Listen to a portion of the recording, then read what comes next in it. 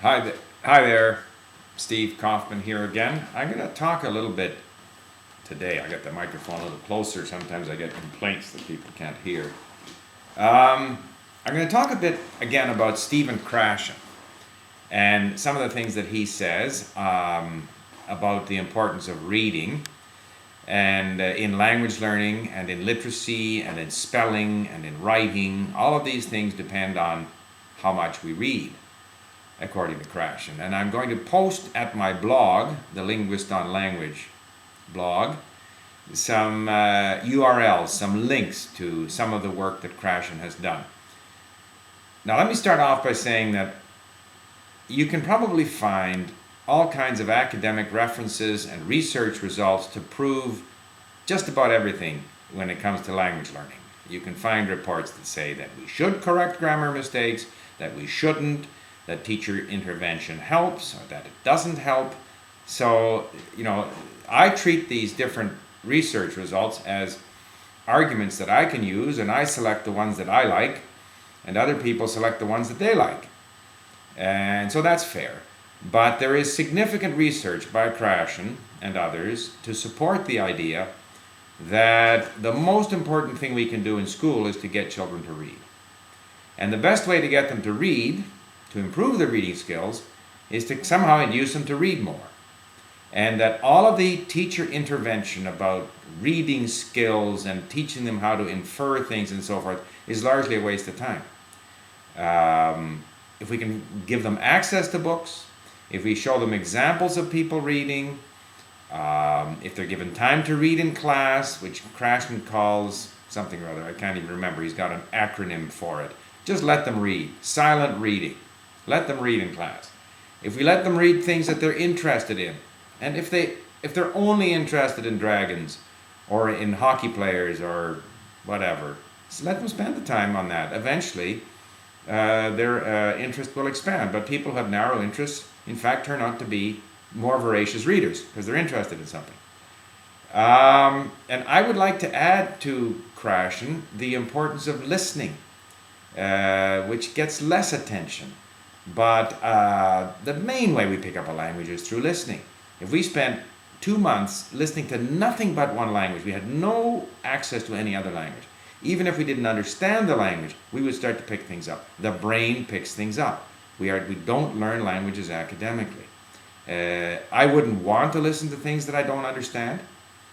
But there's research out of New Zealand that shows that if we sit around, if we listen to things, even if we don't understand them, it does improve our ability to learn the language. Now, of course, I again go on Google for listening and reading, and lo and behold, the teachers have there's a number, I might even post some references on my blog. Teachers have discovered that listening is very important in learning, and it's been neglected by the teachers. And so now the teachers want to get in there and teach listening skills, how we can notice this and turn something that again should be an enjoyable task into some kind of something that can be taught, and so that they can then ask them questions and did you notice or did you infer or were you focused or were you this and that? And again, that's not the answer. The answer is to give people interesting things to listen to. If it's interesting, if they like it, if it's largely understandable, then they will listen. Now, what I have talked about before, and I want to stress, and I don't hear Krashen saying it, is that listening can be tremendously important to help people who have trouble reading. There is significant research to show that kids who hear a lot of words and are exposed to interesting conversation at home have a tremendous advantage when they start school. And those that don't have that kind of a listening environment never ever catch up, regardless of all the efforts by teachers to teach reading techniques and all the other things, that the critical thinking or whatever it is that they like to teach. It doesn't have much impact. And of course Krashen is interesting because he says rather than teaching kids, just let them sit there and read. And I think there's a lot of wisdom to that. And this gets back to the fact in language learning that so often when we pick up textbooks and even these starter books, they're 90% explanations, they're 90% teaching, rules, exercises, and only 10% content that you can listen to and read. What we really need is 90% content to listen to and read, and 10% explanation. And of course, that's what we try to do at Link. And we try to provide some structure so that you can actually learn the vocabulary. We will be introducing more explanation. That's to say that a lot of the tutors' forums that are linked to different content items, which are now a little bit difficult to find, we hope within a couple of weeks to place them right below each lesson or each content item that people are listening to and reading.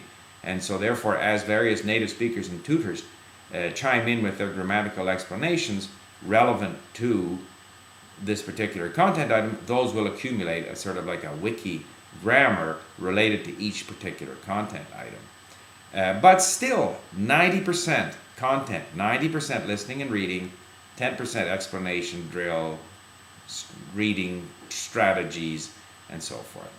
So that's really what I wanted to talk about. I wanted to once again focus attention on Krashen because I happened to come across these papers and other bits of information about reading and listening, and just have a look at how some teachers just can't resist the temptation of trying to make it more complicated than it really is. Thank you for listening.